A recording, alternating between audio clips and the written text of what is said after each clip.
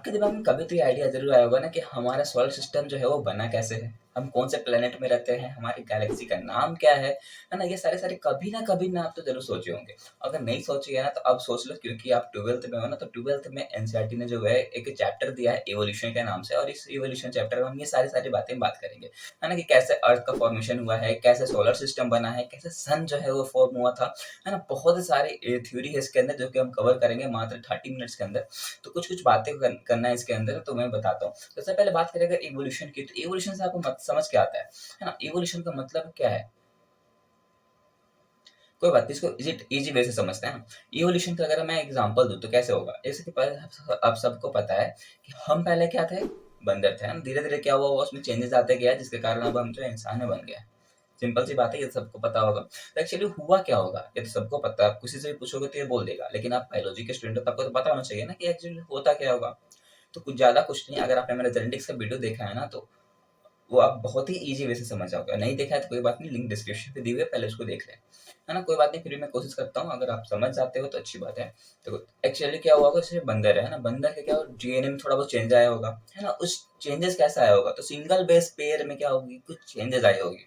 उसी को हम क्या कहते हैं, म्यूटेशन। तो कहीं न कहीं जो बंदर है उसके अंदर क्या हुआ होगा, सिंगल बेस और पेयर ऑफ डीएनए में कुछ चेंजेस आया होगा, जिसके कारण म्यूटेशन हो गया। अब उसी म्यूटेशन के होते-होते क्या, जो म्यूटेशन हुआ होगा, तो वो म्यूटेशन जो है होते बहुत बार म्यूटेशन होते गया होगा, तब जाकर के ये जो ये सीरीज है, इस तरह कुछ सीरीज आया होगा, तब जाकर के हम इंसान बने हैं। तो जितना भी ये मज़ेदार लग रहा है सुनने में कि हाँ किस तरह से हम इंसान बने हैं, उतना ही मज़ेदार ये चैप्टर है, सच बताऊँ तो। और ये चैप्टर बहुत ही इंटरेस्टिंग है, बहुत ही ज़्यादा ट्विस्ट है इस चैप्टर में। तो इस चैप्टर को बिल्कुल मिस मत करना, और एंड तो बिल्कुल ही मज़ेदार है। और हाँ, बहुत सारे ट्रिक्स भी मैंने बताए हैं, तो ट्रिक्स को बिल्कुल मिस मत करना, जो कि आपको याद करने में भी बहुत आसान हो गया है ना। तो चलो बने रहो इस चैप्टर के साथ, और इस लेक्चर को शुरू करते हैं आप।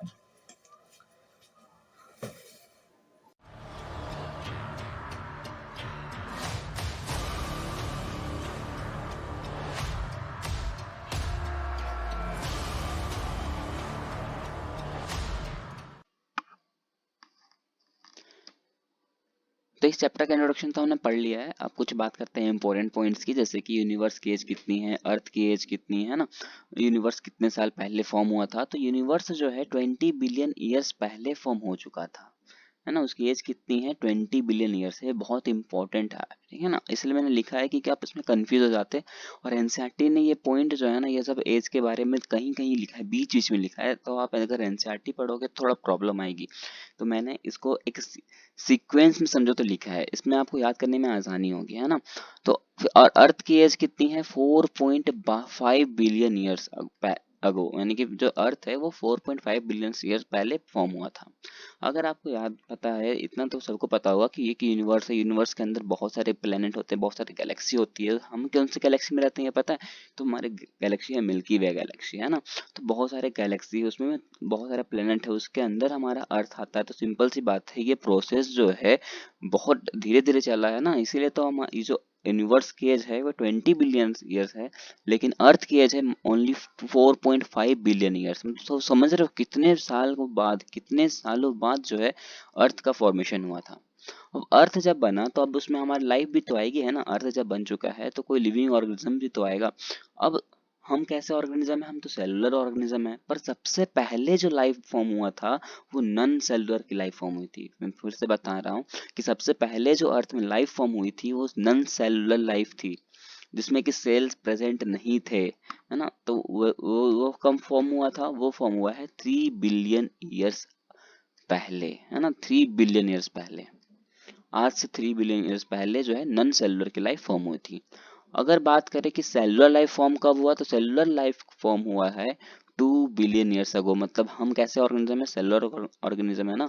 प्लांट भी कैसे हैं, वो भी सेलुलर में आते हैं। तो मैं हो सकता है कोई जो भी एक सेलुलर ऑर्गेनिज्म होगा वो 2 बिलियन ईयर्स पहले फॉर्म हुआ है ना। आपको अगर याद हो तो हम पढ़ते हैं ना वर्टिब्रेट्स, इनवर्टिब्रेट्स। अगर आपको नहीं आता तो कोई बात नहीं, एनिमल किंगडम जब अपन पढ़ेंगे तो उस टाइम क्लियर हो जाएगा। अभी बता देते हैं, जो इनवर्टिब्रेट्स होते हैं वो 500 मिलियन ईयर्स पहले फॉर्म हो चुके हैं। ज्वाल फिश जो है वो 350 मिलियन ईयर्स अगो पहले, यानी कि पहले फॉर्म हुई थी। सीवीड जो है 320 मिलियन ईयर्स अगो।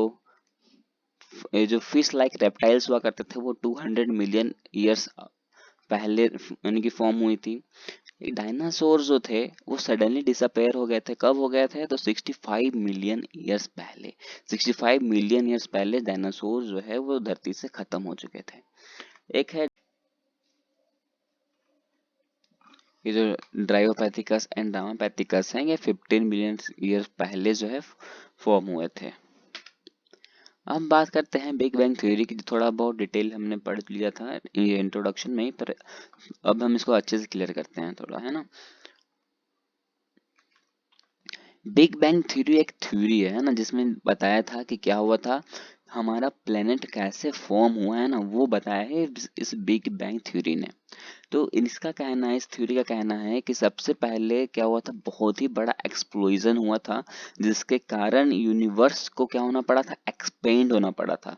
मतलब यूनिवर्स में जब फॉर्म हुआ तो उसके बाद उसमें बहुत ही बड़ा एक्सप्लोजन हुआ था, जिसके कारण यूनिवर्स को क्या होना पड़ा, एक्सपेंड होना पड़ा, और टेम्परेचर जो है वो कम डाउन हुआ, जिसके कारण क्या हुआ, तो हाइड्रोजन और हीलियम जैसे गैसेस फॉर्म होने शुरू हो गए। इसके बाद जा करके हमारा अर्थ फॉर्म हुआ, पर उस टाइम अर्थ में क्या नहीं था, एटमॉस्फेयर प्रेजेंट नहीं था। एटमॉस्फेयर मतलब क्या है, मिक्सचर ऑफ गैसेस, मतलब कोई भी गैसेस थे वो प्रेजेंट नहीं थे। तो अब अर्थ में अगर एटमॉस्फेयर नहीं है तो क्या कोई भी सेलुलर ऑर्गेनिज्म फॉर्म हो सकता है क्या, जिंदा रह सकता है क्या? तो नहीं रह सकता। इसीलिए सबसे पहले लाइफ किसकी फॉर्म हुई थी, नॉन सेलुलर लाइफ फॉर्म हुई थी, जो कि हमने पहले देखा था ना, नॉन सेलुलर लाइफ फॉर्म हुई थी पहले। तो उस टाइम जो है वो नॉन सेलुलर जो है वो जी रहे थे। उसके बाद क्या हुआ, बहुत प्रोसेस के होने के बाद क्या हुआ, वाटर वेपर्स का फॉर्मेशन हुआ, मीथेन गैस मिला, CO2 मिला और NH3 मिला, मतलब अमोनिया और कार्बन डाइऑक्साइड। तो ये सब के मिलते ही अब डाउट ये आ रहा होगा ना, पहली बात कि ये सब गैस मिले कहाँ से। तो ये जो हमारा अर्थ था, है ना, जब अर्थ फॉर्म हो चुका है, मतलब यूनिवर्स से था, ये जो यूनिवर्स है वो क्या बना, फॉर्म कर चुका है, अर्थ का फॉर्मेशन कर चुका है। तो ये अर्थ को ना एक मोल्टेन मास ने कवर करके रखा था। एक मोल्टेन मास ने अर्थ को क्या करके रखा है, कवर करके रखा था, और उसी मोल्टेन मास से ये सारे गैसेस जो हैं ये रिलीज हो रहे थे। अब ये जैसे रिलीज हो रहे हैं, जैसे वाटर वेपर रिलीज हो रहा था, मीथेन रिलीज हो रहा था। मीथेन का फॉर्मूला क्या होता है, CH4 होता है ना, CH4 सबको याद होना चाहिए। CO2 मतलब कि कार्बन डाइऑक्साइड, और NH3 मतलब अमोनिया, ये चारों जो है ये रिलीज हो रहे थे। तो एक टाइम क्या हुआ, ये जो वाटर वेपर है, ये जो वाटर वेपर है, मतलब कि समझो तो क्या है, वाटर ही तो है। तो वाटर जो है एक बार यूवी लाइट के प्रेजेंस में आ गया था। तो यूवी लाइट के प्रेजेंस में आते ही क्या हुआ, इससे हाइड्रोजन अलग टूट गया और ऑक्सीजन जो है अलग चल टूट गया। अब उससे क्या हुआ, जो हाइड्रोजन था ये लाइटर है ऑक्सीजन के सामने, ये तो कम है ना, ये तो सिंपल सी बात है, ये लाइटर सब्सटेंस रहा। तो ये जो है ये क्या कर गया, स्केप कर गया। तो स्केप करते ही हमें क्या मिल गया, ऑक्सीजन मिल गया। मतलब हमारे जो अर्थ है उसमें क्या में फॉर्म हो गया, ऑक्सीजन का फॉर्मेशन हो गया। ऑक्सीजन जैसे अर्थ में मिला, CO2 मिला, तो सिंपल सी बात है, अब सेलुलर लाइफ का फॉर्मेशन हो सकता है कि नहीं हो सकता।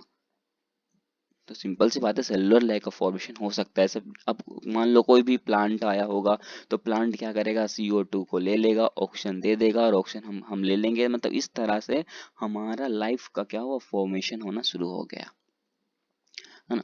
अब जैसे कि जो बच गया गैसेस, ऑक्सीजन है, अमोनिया है, CH4 है, ये सब जब मिलते हैं तो बताया गया है कि हाइड्रो ये जो वाटर वाटर है और कार्बन डाइऑक्साइड का फॉर्म, और भी अदर गैसेस जो है उसका फॉर्मेशन करते हैं।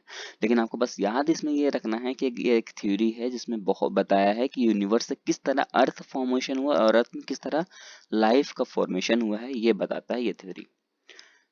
इसके बाद बताते हैं, जब ये जो BBT हुआ, मतलब कि जब बिग बैंग थ्योरी हो गया, तो उसके बाद हमारा क्या बना, अर्थ बना। तो आपको ये तो पता होगा कि अर्थ जो है एक, उसके हम अर्थ है ना, ये हम समझे, अगर छोटे में सोलर सिस्टम अगर पढ़ा है तो याद होगा कि बीच में क्या होता है, सन होता है ना, और इसके चारों तरफ प्लैनेट्स जो हैं राउंड राउंड राउंड मतलब लगाते रहते हैं, चक्कर लगाते रहते हैं, ये तो सभी को पता होगा, है ना। तो ये जो ये बता रहा है कि जब बिग बैंग थ्योरी हो चुका था, तो उस टाइम के बाद क्या हुआ ना, एक गैसियस क्लाउड का फॉर्मेशन हुआ। देखो ये जो है ना, गैसियस क्लाउड का इस तरह से फॉर्मेशन हुआ था।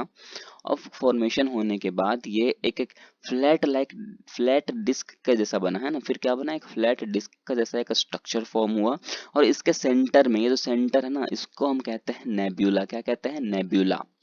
अब ये जो नेब्यूला है, इस नेब्यूला उनको हम देखा जाए तो ये जो है नेबुला जो था वो उसको हम कहते हैं सोलर नेबुला। ये जो नेबुला बीच में है उसको कहते हैं हम सोलर नेबुला, है ना। सोलर नेबुला ही क्या है, तो सन है। सोलर नेबुला ही क्या है, सन है।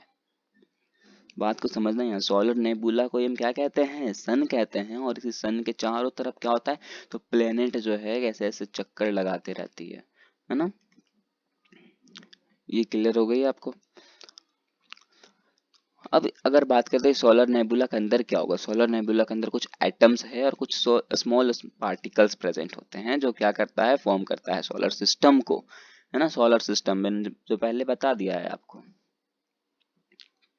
क्लियर है यहाँ तक। अब आते हैं मिलर एक्सपेरिमेंट में। मिलर एक्सपेरिमेंट क्यों बोलते हैं, क्योंकि इस एक्सपेरिमेंट को करने वाले थे एस.एल. मिलर, इसीलिए हम कहते हैं मिलर एक्सपेरिमेंट, जो किया था 1953 में।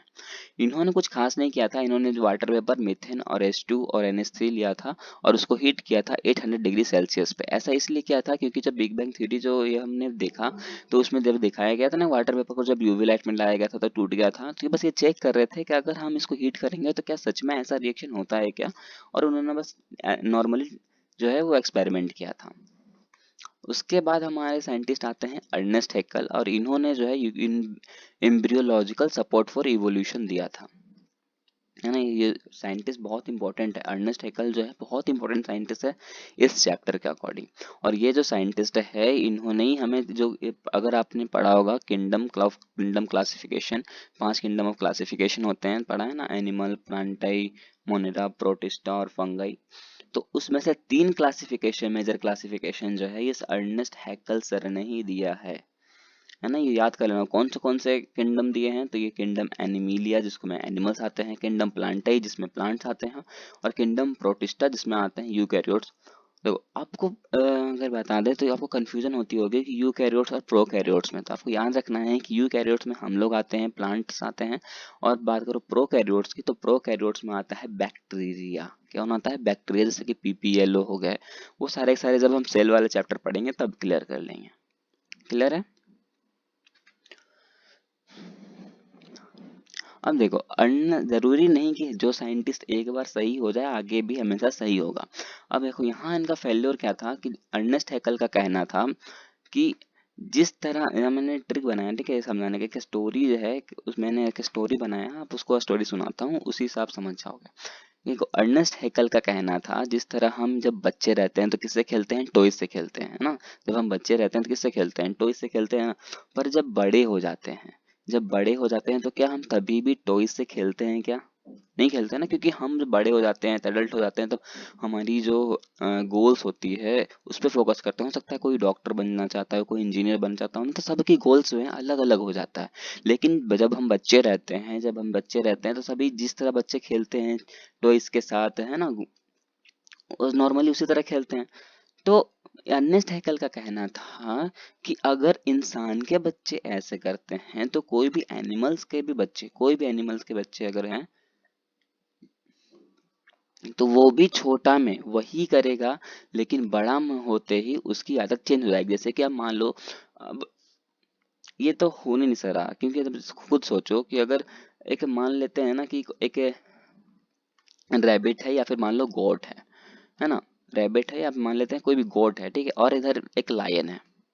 तो क्या गोट का बच्चा अगर पत्ता खाएगा तो क्या लायन का बच्चा भी पत्ता खाएगा छोटे में, नहीं खाएगा। कैसे खा सकता है, वो उसकी नीड अलग है, इसकी नीड अलग है ना। इसकी नीड अलग है, तो भैया हार्बीवोर्स है, ये तो हार्बीवोर्स है, तो सिंपल सी बात है घास ही खाएगा। लेकिन ये कार्निवोर्स है, ये घास खा ही नहीं सकता। मतलब ये क्या है, छोटा हो या बड़ा हो, नीड तब भी सेम नहीं हो सकती, है ना। तो यहाँ पर अर्नेस्ट हैकेल जो है वो गलत साबित होते हैं, और इसको डिसअप्रूव करते हैं कार्ल अर्नेस्ट बोनपेयर। आपको ये बस याद रखना है, इसमें इतना कहानी याद रखने की जरूरत नहीं है, बस आपको याद जरूर रखना है कि यहाँ गलती किसकी थी, और इसको गलत साबित करने वाले साइंटिस्ट का नाम क्या था। तो इस साइंटिस्ट का नाम था कार्ल अर्नेस्ट बोनपेयर। ओके, इन्होंने इसको डिसअप्रूव कर दिया था। अब बात करते हैं होमोलोगस ऑर्गन की। तो होमोलोगस ऑर्गन का मतलब क्या होता है, होमोलोगस ऑर्गन का मतलब होता है कि स्ट्रक्चर सेम हो बट फंक्शनली क्या हो, डिफरेंट हो। जैसे कि मान लो स्ट्रक्चर सेम और फंक्शनल डिफरेंट, इसका मतलब क्या हो, जैसे कि हो गया thorns and tendrils of bougainvillea and cucurbita. इसके जो थोर्न्स होते हैं, थोर्न्स मतलब समझ रहे हो, जो कांटा होता है, और टेंडल्स का मतलब सभी को पता होगा कि जो एक, अगर मैं अगर अच्छे से बोलूँ तो एक होता है, ये लर बोलते हैं हम लोग एक्चुअली इधर। तो उसको वो जो होता है दिखने में दोनों सेम होते हैं, है ना, थॉर्न्स और टेंडल्स जो होते हैं बोगनविला और कुकुरबिटा के, दिखने में जो है वो बिल्कुल सेम होते हैं, पर फंक्शन दोनों का क्या होता है, डिफरेंट होता है। उसी तरह बात करो हार्ट और ब्रेन और वर्टिब्रेट, वर्टिब्रेट्स का जो हार्ट होता है और ब्रेन्स होते हैं दिखने में एक्चुअली सेम होते हैं, पर उसका स्ट्रक्चरली कैसा होगा, स्ट्रक्चरल जो है वो सेम है, पर फंक्शन क्या है दोनों का डिफरेंट है ना, क्योंकि हार्ट का फंक्शन क्या है, हार्ट का काम क्या है, हार्ट का काम है पंपिंग करना, ये पंप करेगा, ब्लड को पंप करेगा।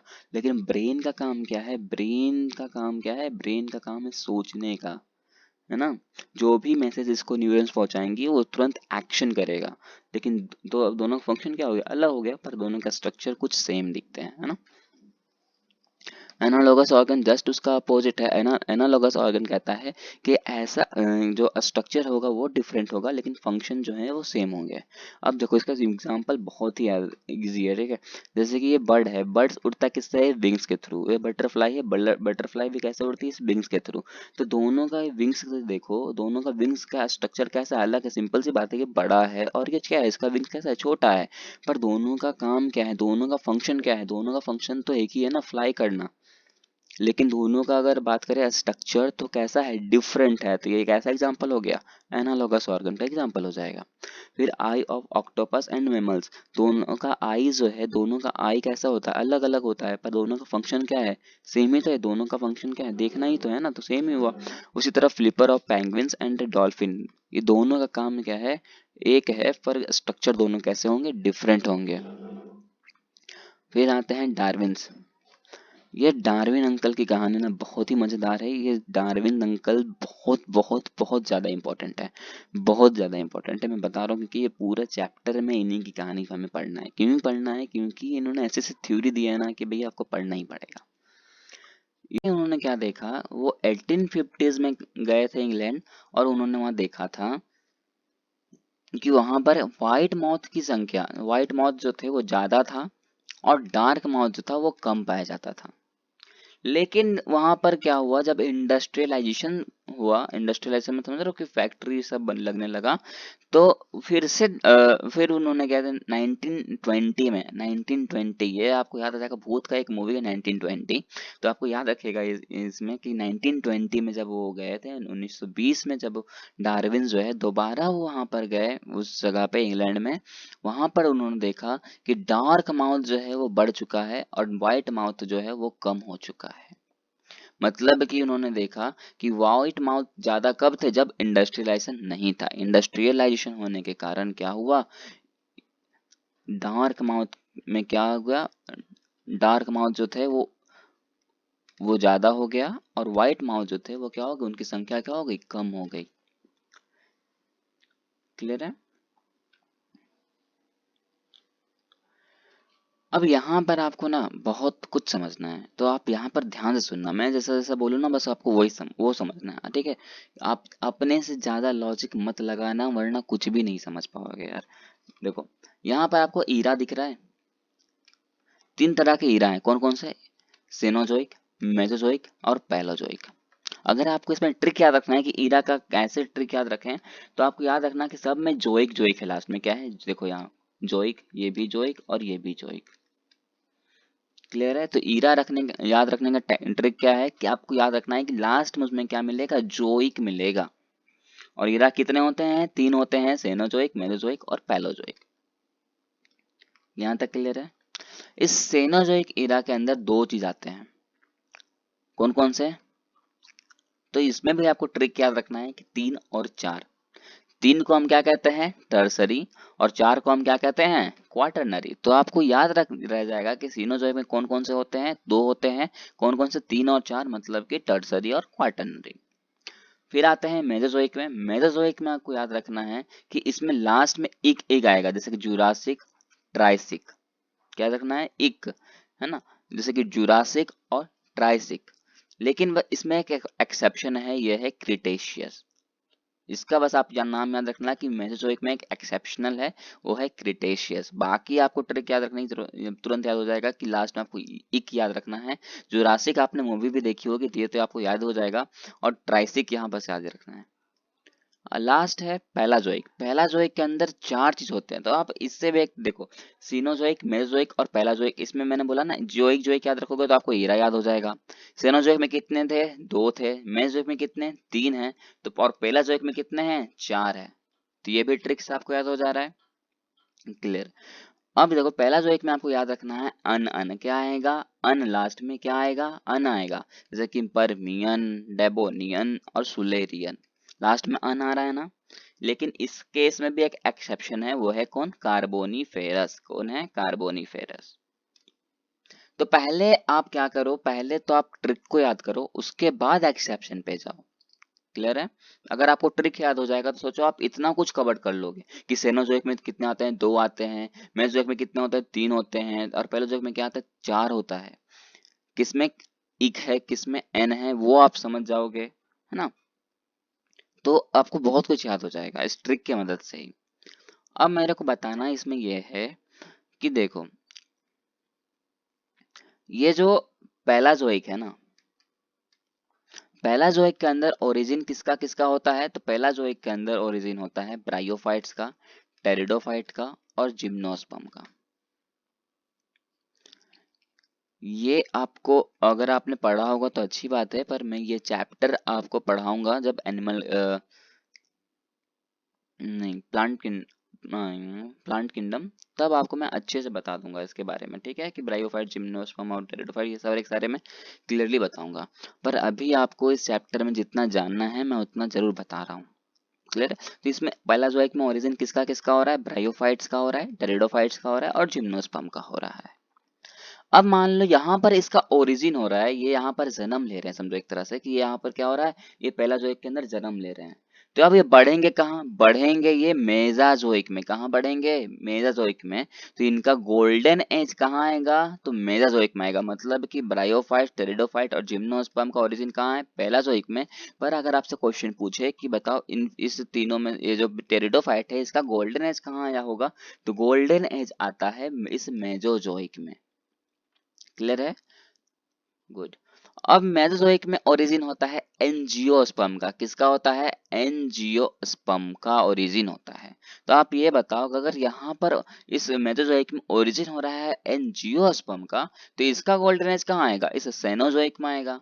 तो उसी तरह आपसे क्वेश्चन पूछ सकता है कि बताओ मेसोजोइक में किसका ओरिजिन होता है, तो आप बता सकते हो कि एंजियोस्पर्म का ओरिजिन होता है। और मेसोजोइक में ये भी पूछ सकता है कि किसका गोल्डन एज आता है, तो ब्रायोफाइट्स, टेरिडोफाइट और जिम्नोस्पर्म का गोल्डन एज आता है। और सीनोजोइक में किसका गोल्डन एज आता है? तो एंजियोस्पर्म का। तो सोचो इस छोटे से डायग्राम में सोचो तो एक छोटे से पाई चार्ट में आप कितना कुछ सॉल्व कर लिए, है ना। अगर ये आपको ये याद रह जाता है तो आपको बहुत हेल्प होगा, क्योंकि अब मैं बता दूं इससे हर साल नीट में एक क्वेश्चन आता ही है, क्लियर है। इससे हर साल आता है, तो आप बहुत इंपॉर्टेंट मान के चलो, खास करके वो जो एंट्रेंस एग्जाम की प्रिपरेशन कर रहे हैं। अब आगे आते हैं। तो ये चीज तो हमने पढ़ लिया, यहाँ तक तो कोई दिक्कत नहीं था। अब हमने ये तो कर लिया ना ब्रायोफाइट, टेरिडोफाइट ये सब। तो मतलब ये प्लांट किंगडम के थे। ये क्या था? ये ब्रायोफाइट, टेरिडोफाइट, जिम्नोस्पर्म, एंजियोस्पर्म, ये सारे सारे किस में आते हैं? प्लांट किंगडम में आते हैं। और अगर आपको याद हो तो हमने थोड़ी देर पहले किन से साइंटिस्ट के बारे में बात किया था? अर्नेस्ट हैकेल के बारे में बात किया था। और इन्होंने बताया था ना 3 किंगडम दिए थे, कौन कौन से? प्लांटाई, एनिमलिया और प्रोटिस्टा। ये सारे सारे बारे में तो बताया था। तो अगर हम प्लांट किंगडम की बात कर रहे हैं तो एनिमल किंगडम की भी तो बात करेंगे ना। तो अब बात करते हैं एनिमल किंगडम की। तो देखो पेलाजोइक है, पेलाजोइक में अंदर हमने बताया ना ये चार चीज होते हैं, ध्यान से सुनना। अब ये चार चीज होता है ना, जिसमें अन अन बोला था मैंने, परमियन, डेबोनियन, सुलेरियन, ये सब हमने कहा था। तो ये जो परमियन है ना, परमियन में कोई भी ओरिजिन नहीं होता, किसी का भी ओरिजिन नहीं होता। परमियन में किसी का भी ओरिजिन नहीं होता है, ये याद रखना है। ओरिजिन सिर्फ यही तीनों में होता है। कौन कौन से में? सुलेरियन में, डेबोनियन में और कार्बोनीफेरस में। क्लियर है? किसमें ओरिजिन होता है? सुलेरियन में, डेवोनियन में और कार्बोनिफेरस में। तो सुलेरियन में जो है ओरिजिन होता है किसका? फिश का। डेवोनियन में ओरिजिन होता है किसका? एम्फीबिया का। और ओरिजिन में और कार्बोनिफेरस में ओरिजिन होता है रेप्टाइल्स का। यहाँ मैं लिख देता हूँ, यहाँ पर कट गया होगा, यहाँ होता है रेप्टाइल्स का।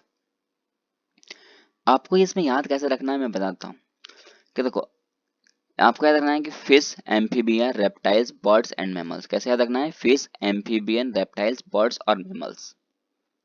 और उसमें याद रखना है आपको जिम ब्रायोफाइट्स, टेरिडोफाइट, जिम्नोस्पर्म और एंजियोस्पर्म। ये आपको याद रखने में इजी पड़ेगा। मैं आपको ऐसे याद रखना इसलिए बोल रहा हूँ कि जैसे कि सुलेरियन है, सुलेरियन में ओरिजिन किसका हो रहा है? तो फिश का हो रहा है। अब बताओ, अगर इसका ओरिजिन यहाँ पर हो रहा है तो इसका गोल्डन एज कहाँ आएगा? अब बहुत कुछ सोच रहे हो कि इसका ओरिजिन आ जाएगा इस जगह पे, पर मैं बोलूंगा इस जगह पे नहीं आएगा। क्यों नहीं आएगा? क्योंकि यहाँ पर देखो, ये जो फिश है ना, इसका ओरिजिन यहाँ हो रहा है और एम्फीबिया का ओरिजिन यहाँ हो रहा है डेवोनियन पे। तो इस फिश का जो गोल्डन एज आएगा वो आएगा डेवोनियन पर। कहाँ आएगा? डेवोनियन में इसका गोल्डन एज आएगा। उसी तरह ये एम्फीबिया जो है, ये यहाँ पर ओरिजिनेट हो रहे हैं, तो ये एम्फीबिया का और ये जो गोल्डन एज आएगा वो कहाँ आएगा? इस कार्बोनीफेरस में आएगा। क्लियर होता जा रहा है? अब ये जो कार्बोनीफेरस है, कार्बोनीफेरस में ओरिजिन किसका हो रहा है? तो इस रेप्टाइल्स का हो रहा है।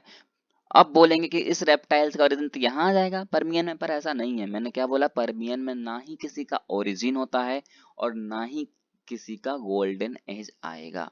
तो ये जो कार्बोनीफेरस में जो ओरिजिन हो रहा था रेप्टाइल का, इसका गोल्डन एज आ जाता है इससे मेसोजोइक पर। कहाँ जाता है? इस मेसोजोइक पर। बहुत ही इंपॉर्टेंट है, ये बात को समझना आप। क्लियर है? और यहाँ मेसोजोइक में, इस मेसोजोइक में जो है, यहाँ पर ओरिजिनेट हो रहे हैं कौन कौन? बर्ड्स और मैमल्स।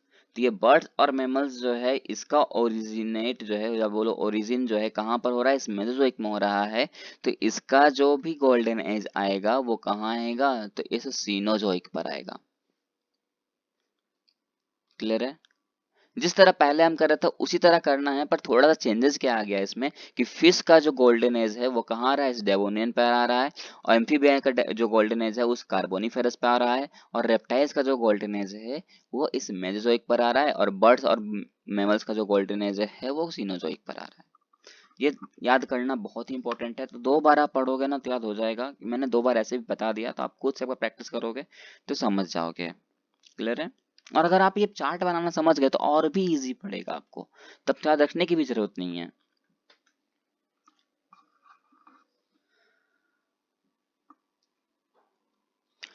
थोड़ा देर पहले मैंने बताया था ना ये डार्क माउथ और व्हाइट माउथ के बारे में, जो डार्विन अंकल ने बताया था कि मतलब ये जो डार्क माउथ थे ये बढ़ गया था और व्हाइट माउथ की संख्या कम हो गई थी इंडस्ट्रियलाइजेशन के कारण। तो ये डार्क माउथ कुछ इस तरह का दिखता है और व्हाइट माउथ जो है कुछ इस तरह का दिखता है। क्लियर है?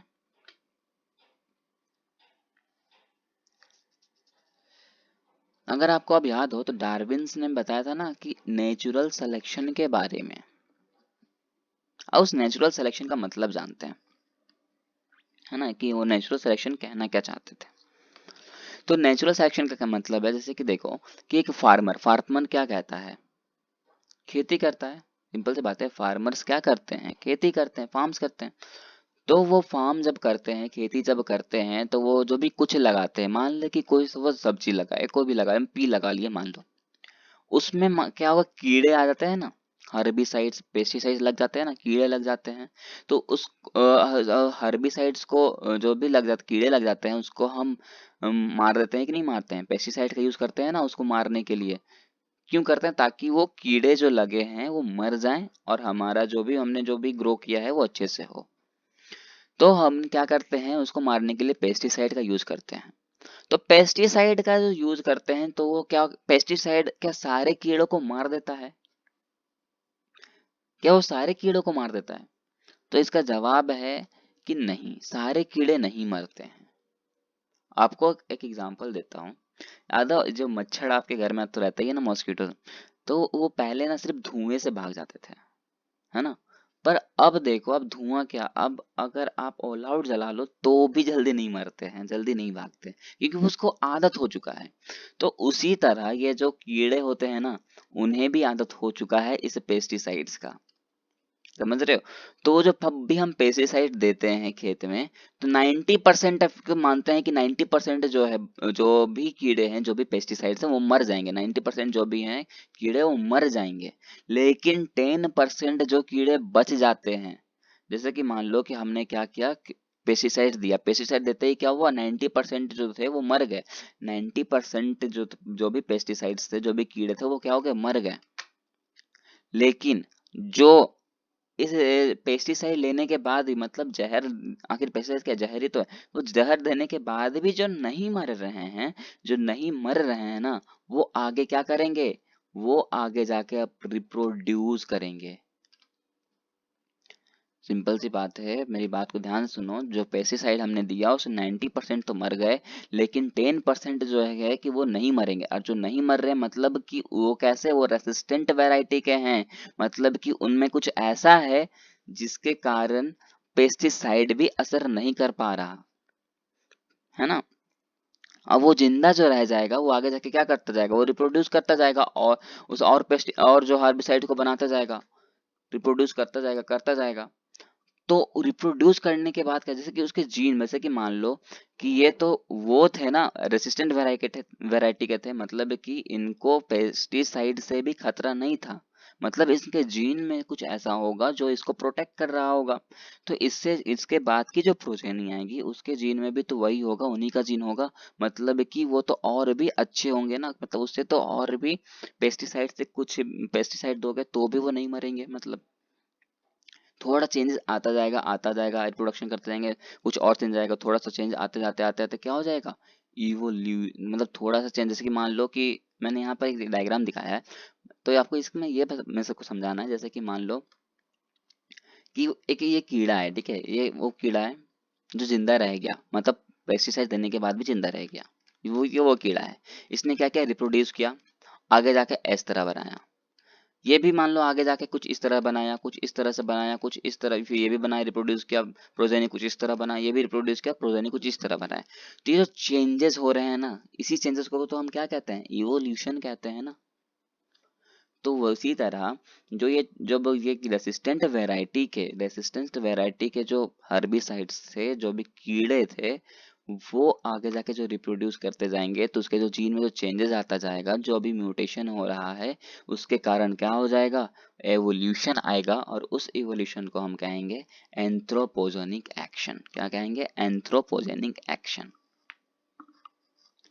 तो अब आपको समझ में आ गया होगा कि नेचुरल सिलेक्शन में जो डार्विन अंकल थे वो बताना क्या चाह रहे थे, कि किस तरह से एक कीड़ा बोलो या तो फिर हर्बिसाइड जो है अपना अपने आप को रिप्रोड्यूस कैसे करते हैं, और कैसे इसके इवोल्यूशन होता है, ये बताना था उनका।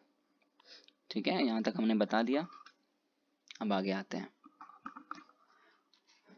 ये जो डार्विन अंकल थे, इनको घूमने का ना समझो तो यार बहुत शौक था है ना, क्योंकि डार्विन अंकल जो है वो एक बार कहाँ गए थे, गैलाफेगस आइसलैंड गए थे।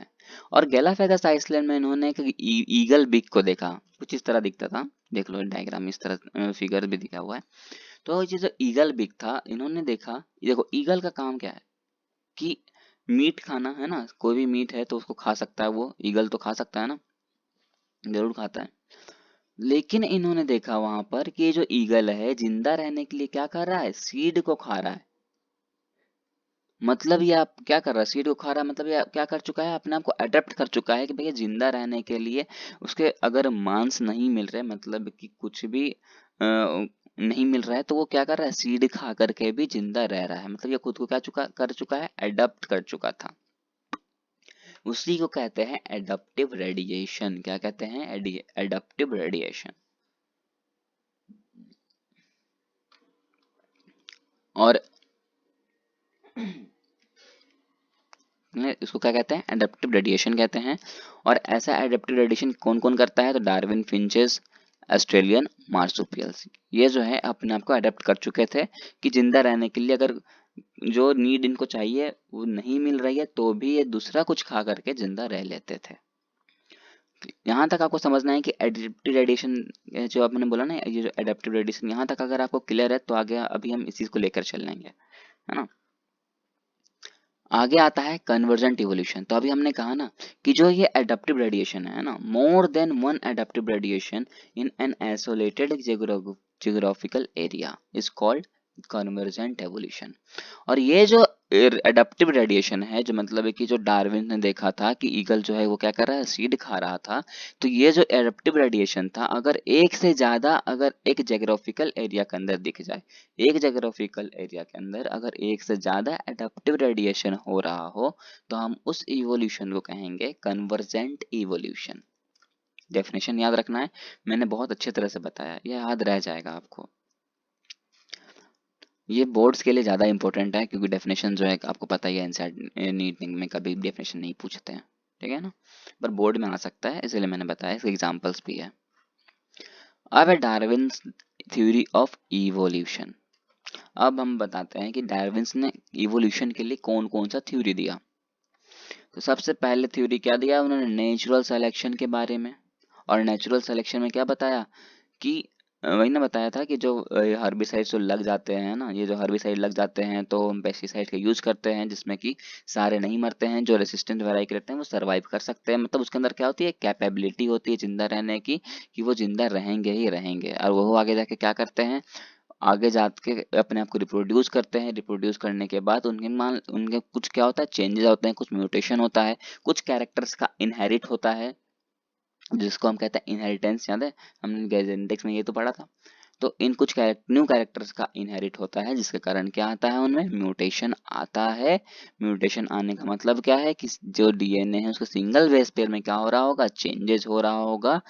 जब बहुत बड़ा म्यूटेशन होता है ना, तब कहते हैं हम, जब म्यूटेशन होता है तब हम क्या कहेंगे, माइनर वेरिएशन। जब ज़्यादा म्यूटेशन होगा तो हम कहेंगे उसको माइनर वेरिएशन, और जब बहुत सारे वेरिएशन देखेंगे तब हम जाके कहते हैं कि हाँ इसका इवोल्यूशन हो रहा है। तो देखो कितना को, अगर हम जेनेटिक्स अगर नहीं पढ़े होते तो क्या ये चैप्टर को हम कवर कर पाते, नहीं कर पाते ना। इसीलिए इस चैप्टर को कवर करने के लिए पहले हमें जेनेटिक्स पढ़ना जरूरी था। अगर आपका जेनेटिक्स क्लियर है तो ये चैप्टर आपको बहुत ही अच्छा लगा होगा। अब आते हैं एक साइंटिस्ट के बारे में, वो है लेमार्क। लेमार्क ने दिया था इनहेरिटेंस ऑफ एक्वायर्ड कैरेक्टर। ये जो है फेल्ड भी हो गया था। इनका कहना था कि जैसे कि कोई बॉक्सर है तो उसका बेटा भी आगे जाकर के बॉक्सर बनेगा। इनहेरिटेंस ऑफ एक्वायर्ड कैरेक्टर कहने का मतलब क्या है कि उसके अंदर सिर्फ वही कैरेक्टर इनहेरिट करेगा जो कि उसमें है। मतलब कि एक बॉक्सर के अंदर जो जीन है क्या वही, मतलब कि क्या उसका बेटा भी आगे जाके बॉक्सर ही बनेगा, क्या उतना ताकत आएगा, ऐसा जरूरी नहीं होता है, ठीक है। तो यहाँ पर जो है ये लेमार्क जो है आते से खत्म हो गया था, जो फेल हो गए थे। अब आता है जेनेटिक वेरिएशन में, किस में आते हैं, जेनेटिक वेरिएशन में। तो जो जेनेटिक वेरिएशन होता है, जो जेनेटिक वेरिएशन होता है क्या वो डायरेक्ट होता है क्या, मतलब कि ऐसा तो नहीं ना कि तुरंत ही जेनेटिक में चेंज, जीन में चेंज आने लगता है, ऐसा तो नहीं है, बहुत टाइम लगता है। तो ये कैसे होते हैं, स्मॉल होते हैं और डायरेक्शनल होते हैं। मतलब कि अगर एक बार जैसे कि देखो, ये जो है पहले इस तरह इसमें कन्वर्ट हुआ, फिर इस तरह से इसमें कन्वर्ट, फिर इसमें कन्वर्ट, फिर इसमें कन्वर्ट, तब जाके एक इंसान बना मान लो, है ना। तब तो ये बंदर से इंसान बना ना। ऐसा तो हुआ नहीं ये डायरेक्ट बंदर था और कल जो इससे रिप्रोड्यूस हुआ डायरेक्ट इंसान बना, ऐसा तो नहीं हुआ। मतलब वो स्मॉल स्मॉल चेंजेस आए हैं। दूसरी बात डायरेक्शन, डायरेक्शन का मतलब मेरे को ये बताना है कि जैसे कि ये इंसान बंदर से क्या बन गया, इंसान बन गया। ऐसा तो नहीं होगा ना कि कल इंसान से बंदर बन जाए, ऐसा होता है क्या, नहीं हो सकता। इसीलिए कहता है कि डायरेक्शनल है, मतलब एक बार जो हो गया सो हो गया। अब आगे आते हैं जीन रिकॉम्बिनेशन। जीन रिकॉम्बिनेशन का मतलब क्या होता है, डेफिनेशन क्या लिखा है पहले पढ़ते हैं। Caused by the crossing over during gametogenesis, caused by the crossing over during gametogenesis। Gametogenesis जब हो रहा होता है, जब गैमेटोजेनेसिस का प्रोसेस हो रहा होता है, तो उसमें जो क्रॉसिंग क्रॉसिंग ओवर का मतलब क्या है ना कि मटेरियल का चेंजेस, भी कौन सा मटेरियल, तो जेनेटिक मटेरियल। तो जब जेनेटिक मटेरियल का चेंजेस होता है इस गैमेटोजेनेसिस के प्रेजेंस में, तो उसको हम कहेंगे जीन रिकॉम्बिनेशन। और गैमेटोजेनेसिस का मतलब होता है process of forming mature germ cell. Clear है। दूसरा है म्यूटेशन। म्यूटेशन की बात हम कर चुके हैं कि म्यूटेशन होता कैसे है। और म्यूटेशन के बारे में और भी कुछ बात है, जैसे कि ये जो म्यूटेशन होता है ये डिसकंटिन्यूअस सोर्स ऑफ वेरिएशन होता है। डिसकंटिन्यूअस सोर्स मतलब ऐसा नहीं कि हमेशा म्यूटेशन हो, जरूरी नहीं है, रुक के भी हो सकता है। ऐसा मान लो कि अभी म्यूटेशन हो रहा है, फिर अगला में नहीं हुआ, फिर मतलब उससे हुआ, उसमें हो रहा है लेकिन अगला में नहीं हुआ, मतलब इस तरह चलता है, कंटिन्यूअस मैनर में नहीं होता। और ये लार्ज तो होता है, और ये कैसा होता है, ये लार्ज होता है और नॉन डायरेक्शनल होता है। मतलब समझो तो ये जेनेटिक वेरिएशन का जस्ट अपोजिट है। क्लियर है। फिर है हाइब्रिडाइजेशन। हाइब्रिडाइजेशन क्या कहता है, तो it is crossing of organism which are genetically different is in one or more traits. Hybridisation का कहने का मतलब है कि जो भी ऑर्गेनिज्म में जो क्रॉसिंग ओवर होता है, मतलब जेनेटिक का जो ट्रांसफर होता है, जेनेटिक मटेरियल जो ट्रांसफर होता है, वो अगर एक या एक से अधिक ट्रेट्स में अगर ट्रांसफर हो रहा हो, एक या more one or more traits में अगर ट्रांसफर हो रहा हो, तो उसको कहते हैं हाइब्रिडाइजेशन। फिर है जीन माइग्रेशन। जीन माइग्रेशन का क्या मतलब हो रहा है कि gene frequency change in the original as well as new population. Gene migration का मतलब क्या है, जो जीन फ्रीक्वेंसी से हमने पढ़ा है ना, जेनेटिक में पढ़ा है। अगर आपने नहीं देखा है तो मैं रिक्वेस्ट करूंगा कि वो चैप्टर आप जरूर देखें, क्योंकि उसके बाद ही आपको ये समझ आएगा। मैं तो इतना जरूर कहूंगा। तो जीन माइग्रेशन का कहने का मतलब है कि जो जीन फ्रीक्वेंसी है ना, जो जीन फ्रीक्वेंसी अगर आपको याद हो, तो इसका एक फॉर्मूला था जो कि दिया था हार्डी बिम्बर्ग प्रिंसिपल ने, हार्डी बिम्बर्ग अंकल ने, जिसको हम कहते हैं हार्डी बिम्बर्ग प्रिंसिपल। वो क्या था, p square plus 2pq plus q square equals to 1। अगर आपको याद हो तो, नहीं है तो प्लीज आप, मैंने लिंक जो है डिस्क्रिप्शन में दी है, आप एक बार जाके देख सकते हैं। क्लियर आगे। तो जीन माइग्रेशन का मतलब है कि जो जीन फ्रीक्वेंसी में जो चेंजेस आते हैं, जिसके कारण जो पॉपुलेशन है, जो न्यू पॉपुलेशन आ रहा है, उसमें भी जो चेंजेस आ रहे हैं जीन के माइग्रेट होने से, जो न्यू पॉपुलेशन में जो चेंजेस आ रहे हैं उसको कहते हैं जीन माइग्रेशन। क्लियर है। डेफिनेशन आप याद कर लेना।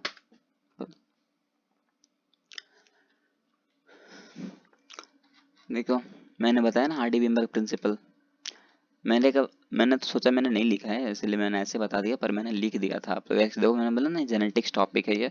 अगर आप वो देखे तो बहुत अच्छी बात है, पर मुझे पता है बहुत लोग ऐसे हैं जो डायरेक्ट इसी को देख रहे होंगे और बोलने के बाद भी नहीं जाएंगे, तो मैंने बता ही दिया था इसमें भी।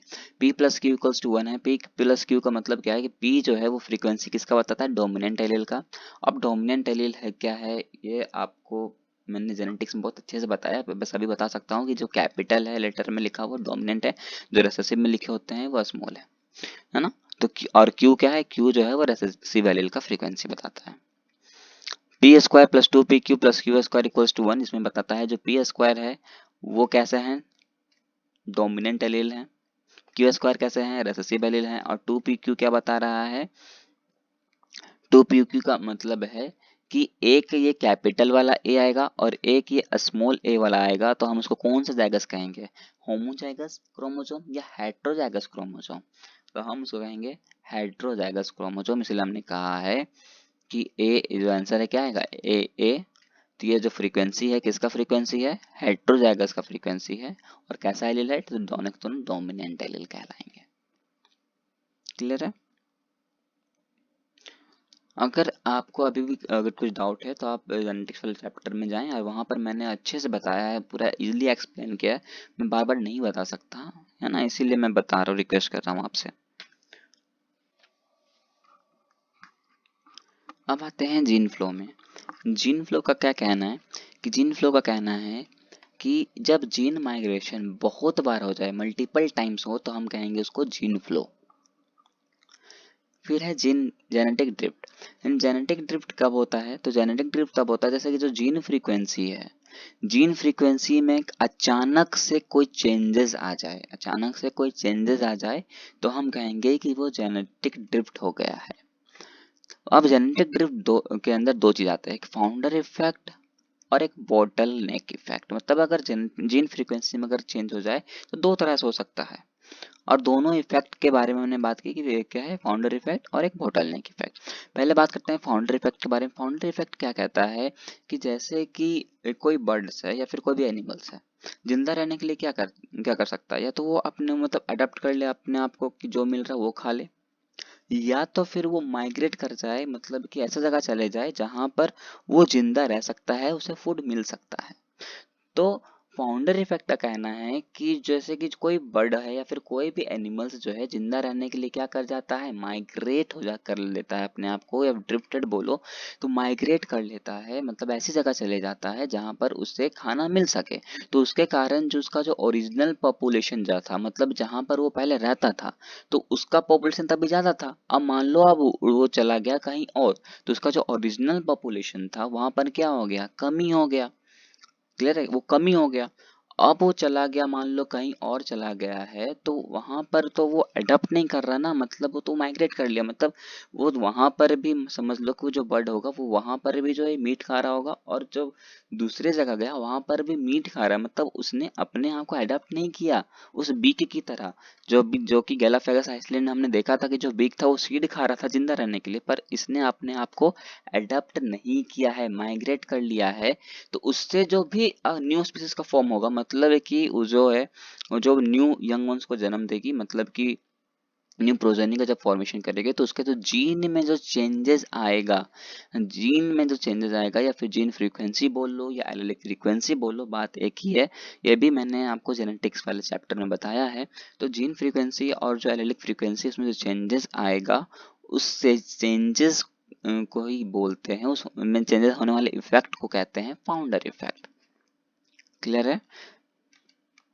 आगे आते हैं, आगे है बॉटल नेक इफेक्ट। बॉटल नेक इफेक्ट कहता है जैसे कि मान लो कि अचानक से कभी अर्थक्वेक आ जाए, वोल्केनिक इरप्शन हो जाए, फ्लड्स आ जाए, स्टॉर्म्स आ जाए, है ना, ऐसा कुछ हो जिसके कारण आपको प्रॉब्लम हो जाए।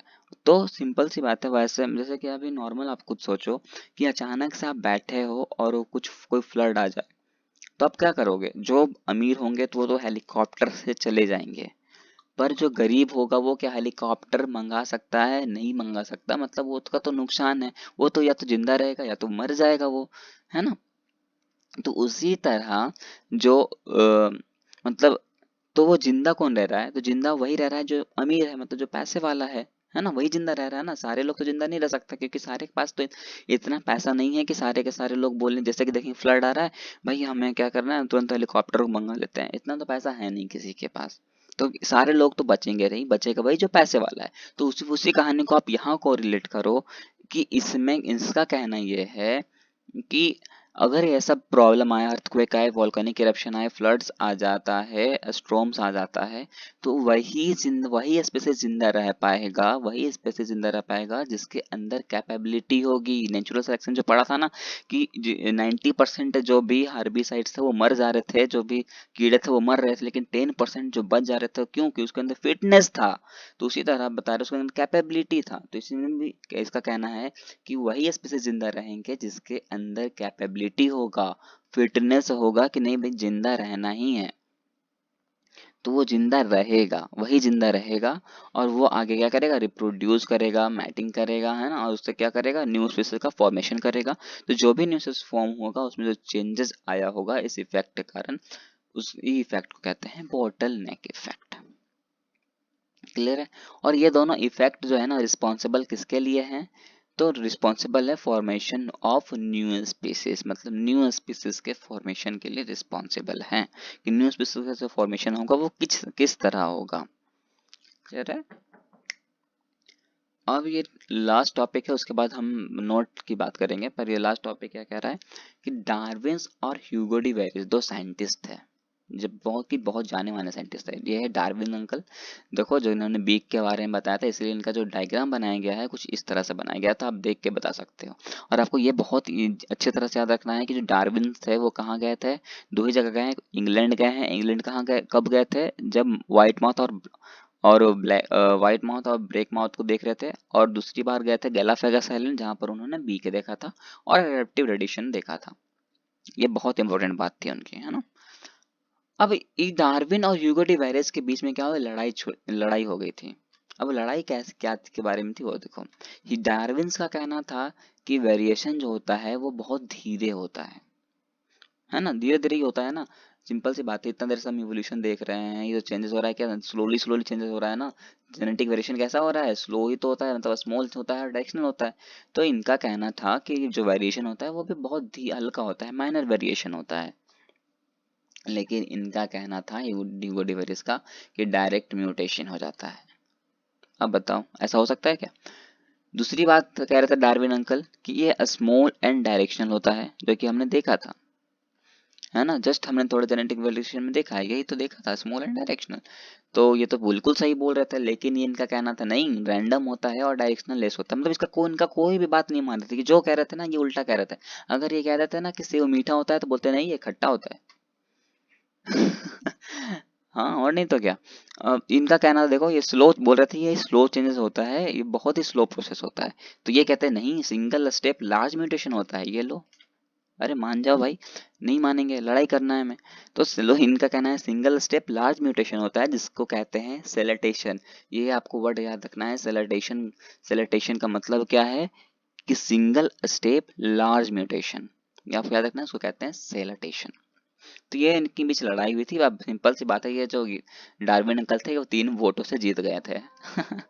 है ना। आगे आते हैं, अब आगे आपको क्या याद रखना है वो देखो। यहाँ पर तो चैप्टर हो जाता है खत्म, पर कुछ कुछ साइंटिस्ट का एक्सपेरिमेंट है और कुछ नोट्स भी लिख दिया मैंने कि जो इम्पोर्टेंट मुझे लगा, तो वो मेरे को बताना था। एक्चुअली ये तो आप मैं सिर्फ नोट्स में देने वाला था कि आप खुद पढ़ लो, पर मुझे पता है ना आप नहीं पढ़ोगे, मुझे ही पढ़ाओगे। इसलिए मैं तो सब बता ही देता हूँ।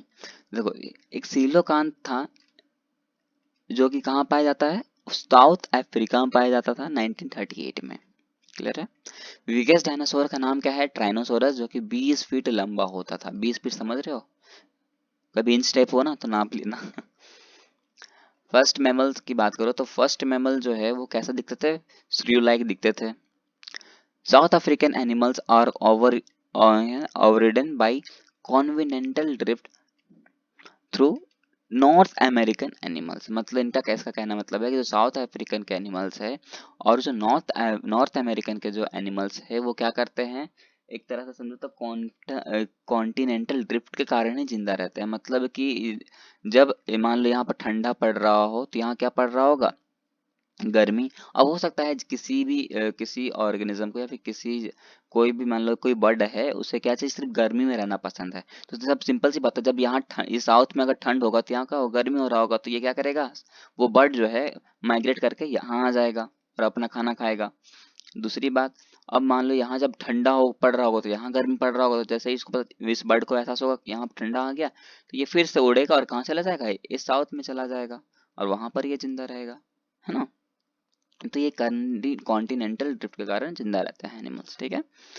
फिर है पॉज्ड एनिमल्स ऑस्ट्रेलिया और survived due to continental drift. और जो पॉज्ड एनिमल है वो भी जो ऑस्ट्रेलिया में पाए जाते हैं, वो भी जो है कॉन्टिनेंटल ड्रिफ्ट के कारण ही जिंदा रहते हैं। क्लियर है। फिर है डार्विन्स। डार्विन्स मैंने बताया डार्विन्स जो है वो कहाँ गए थे, बहुत इंपॉर्टेंट है कि क्वेश्चन आता है नीट में भी, खास करके नीट वालों तो आप याद कर ही लेना। डार्विन जो है वो कहाँ गए थे, गैलापागोस आइसलैंड गए थे। और एक अल्फ्रेड जो थे, अल्फ्रेड भी थे, वो कहाँ गए थे, वो मलाई गए थे। ठीक है, अल्फ्रेड जो है वो मलाई गए थे। एक्चुअली ये क्वेश्चन नहीं आता, क्वेश्चन आपको ज्यादातर ये आता है, पर बहुत बच्चे अगर ये पढ़ लिए हो तो मैंने सोचा कि बता देते हैं कि जो अल्फ्रेड है वो मलाई गए थे और डार्विन गए थे गैलापागोस आइसलैंड। तो मॉडर्न थ्योरी ऑफ इवोल्यूशन दिया है किसने, ऑपरिन और हेल्डन ने। हॉट डाइल्यूट शिप दिया है हेल्डन ने, सिर्फ हेल्डन ने क्या दिया है, हॉट डाइल्यूट शिप दिया था। जर्म थ्योरी जो है वो दिया था लुइस पास्चर ने। किसने दिया है, लुइस पास्चर ने। जर्म थ्योरी क्या किसने दिया है, तो लुइस पास्चर ने। ये सारे के सारे साइंटिस्ट बहुत इंपॉर्टेंट है यार मेरे, याद कर लेना। नीट के रिगार्डिंग भी इंपॉर्टेंट है और जो बोर्ड्स की प्रिपरेशन कर रहे हैं उनके लिए भी इंपॉर्टेंट है, इसलिए मैंने ये लिखा है, वरना मुझे कोई शौक नहीं था मतलब इतना मेहनत करने का। है ना। बायोजेनेटिक लॉ किसने दिया है, तो अर्नेस्ट हैकल ने दिया था। बायोजेनेटिक लॉ को ही हम क्या कहते हैं, एम्ब्रियोलॉजिकल सपोर्ट फॉर इवोल्यूशन कहते हैं, जो कि हमने देखा था किस तरह अर्नेस्ट हैकल ने दिया था और किस तरह से किंगडम के क्लासिफिकेशन के बारे में भी बताया था। फिर आता है म्यूटेशनल थ्योरी। म्यूटेशनल थ्योरी दिया है ह्यूगो डी वेरिस ने, जो कि जिसने के कारण लड़ाई भी हो गया था, आपने देखा था किसके साथ लड़ाई कर लिया था इसने, डार्विन के साथ। देखो इन्होंने बताया ना म्यूटेशन के बारे में, इसीलिए हम कहते हैं कि ये जो ह्यूगो डी वेरिस थे उन्होंने म्यूटेशनल थ्योरी दिया था। फिर है प्रोजेक्ट ऑन पॉपुलेशन। पॉपुलेशन पे कौन काम कर रहे थे, तो थॉमस माल्थस काम कर रहे थे। प्रोजेक्ट ऑन जियोलॉजी काम कर रहे थे चार्ल्स लिली। ये दोनों इतने इंपॉर्टेंट नहीं है, पर आप फिर भी याद कर लेना, याद करोगे तो पूरा ही याद करो कि, क्योंकि एग्जाम, देखो यार एग्जामिनर का कोई भरोसा नहीं होता, वो कुछ भी पूछ सकता है। ये तो अभी तक नहीं आया इसलिए मैं कह रहा हूँ कि इंपॉर्टेंट नहीं है, पर हो सकता है कि कल ही तो जो आप एग्जाम है उसमें आ जाए, पर इसलिए आप दो को याद ना करो ये अच्छी बात नहीं है, आप याद कर ही लेना। नेचुरल सिलेक्शन की थ्योरी थी, आप भूलोगे ही नहीं कि किसने दिया, डार्विन अंकल ने दिया था। और एक्वायर्ड कैरेक्टर इनहेरिटेंस भी नहीं भूलोगे, क्योंकि लेमार्क जो अंकल ने दिया था और इन्होंने तुरंत फेल हो गए थे, ये भी बात हमने बताई थी। तो इसी के साथ हमारा जो चैप्टर है वो यहाँ पर फिनिश होता है। और तो कैसा लगा आपको ये इवोल्यूशन वाला चैप्टर, मेरे को कमेंट जरूर करना। और अगर वीडियो अच्छा लगा हो तो आप लाइक और सब्सक्राइब जरूर करना। तो अब कुछ बातें करना है, जैसे कि मैंने पहले कहा था ना कि अर्थ कैसे फॉर्म हुआ वो बताएंगे, तो हमने अर्थ की एज के बारे में भी जाना, बिग बैंग थ्योरी से ये भी समझा कि कैसे प्लेनेट का फॉर्मेशन हुआ, हमारा सोलर सिस्टम कैसे बना वो भी देखा। तो आपको ये मजेदार लगा या नहीं वो भी जरूर मुझे बताना है ना। और आपको कुछ डाउट रहता है तो आप मुझे कमेंट कर सकते हो, मैं तुरंत रिप्लाई करूंगा उसका। नोट्स अवेलेबल हो जाएगा, उसकी भी कोई टेंशन नहीं लेनी है आपको। अगर आपकी वीडियो लेक्चर अच्छी लगी हो तो प्लीज रिक्वेस्ट करता हूँ कि लाइक जरूर करना और सब्सक्राइब तो कर ही देना। है ना। तो चलो हम बात करते हैं कि चैप्टर में इंपॉर्टेंट ज़्यादा क्या है ना। इराज जो है वो आपको थोड़ी डिफिकल्ट लगी होगी, पर वो सबसे ज़्यादा इंपॉर्टेंट है, मैं सच कहूँ तो। उससे जो है नीट और बोर्ड में बहुत सारे क्वेश्चन बनते हैं, तो उसमें कंफ्यूजन मत होना। जो भी मैंने ट्रिक बताई थी ना, वो ट्रिक को हमेशा रखना। जैसे कि डेवोनियन सुलेरियन, ये सारा ट्रिक था ना, एन एन वाला, ये सारे ट्रिक तो आपको बिल्कुल मत भूलना है ना। इस ट्रिक को याद रखते ही जाना, क्योंकि आपको ऐसा क्या होगा ना कि आप ट्रिक ज़्यादा याद रखोगे तो हो सकता है कि एग्जाम टाइम में आपको याद करने में थोड़ी दिक्कत आएगी। तो इसलिए मैं बार बार रिपीट करता हूँ, जहाँ भी ट्रिक मैं बोलूँ ना ट्रिक है, तो उसको प्लीज आप इसको याद कर लेना, है ना। अब बात करते हैं कि यूनिवर्स की एज कितनी है, प्लेनेट है ना, यूनिवर्स की एज कितनी है, अर्थ की एज कितनी है, ये भी आपको थोड़ी कंफ्यूज कर सकती है। तो ये नीट में ज्यादातर कंफ्यूजन देता है, तो इसको अच्छे से याद कर लेना। बाकी चैप्टर में कुछ ऐसा डिफिकल्ट नहीं था। होमोलोगस ऑर्गन, एनालोगस ऑर्गन आपने पहले भी पढ़ा होगा, बस इसमें क्या है, हमने थोड़ा डायग्राम के थ्रू कवर किया है, तो इसमें जरूर भूलने का तो चांस नहीं होता है। चलो, अब ऑल द बेस्ट है ना आपको, और अच्छे से एग्जाम देना। और आपको वीडियो कैसी लगी हो प्लीज कमेंट जरूर बताना।